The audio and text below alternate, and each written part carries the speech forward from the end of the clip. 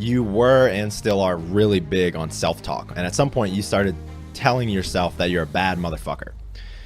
For those listening, how can you tell yourself you're a bad motherfucker if you don't think you've endured anything, if there's no evidence that you're a bad motherfucker?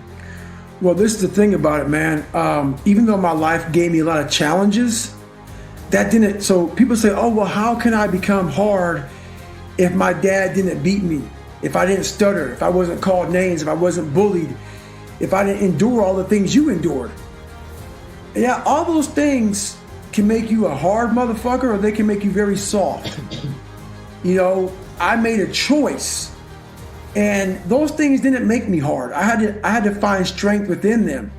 Where I became hard was the discipline, the self-discipline. Key word is self. Discipline is great. Self-discipline makes you a master of yourself, because no one is helping you. That's where you really start to callous your mind. You callous your mind not through enduring a hard childhood or a hard life. It's enduring the things that make you uncomfortable, which is, we all have this list in our head of the things that we want to stay very clear of. Some of us are afraid of heights. Some of us are afraid of getting up early. Some of us are afraid of cold water. Some of us are afraid of going to college.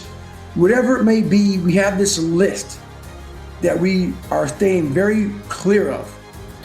You need to get that fucking list, put it in front of you, and start making that list the only list you go from. And during this list is how you start to create the calloused mind.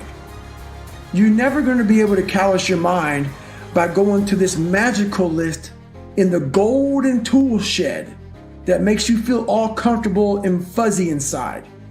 There's no callus there.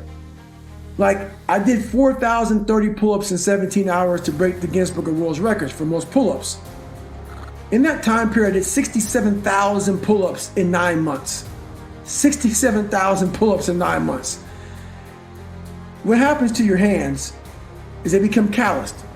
Calluses protect your hands against that hard, nasty, gritty ass bar that you're gonna touch thousands and thousands of times. You have to do that to your mind. Your mind has to touch hardship. It has to be uncomfortable. It has to be put in a situation where it's forced to grow. If you're never forcing your mind to grow, there's no calluses. Calluses will never start to grow. So it starts there.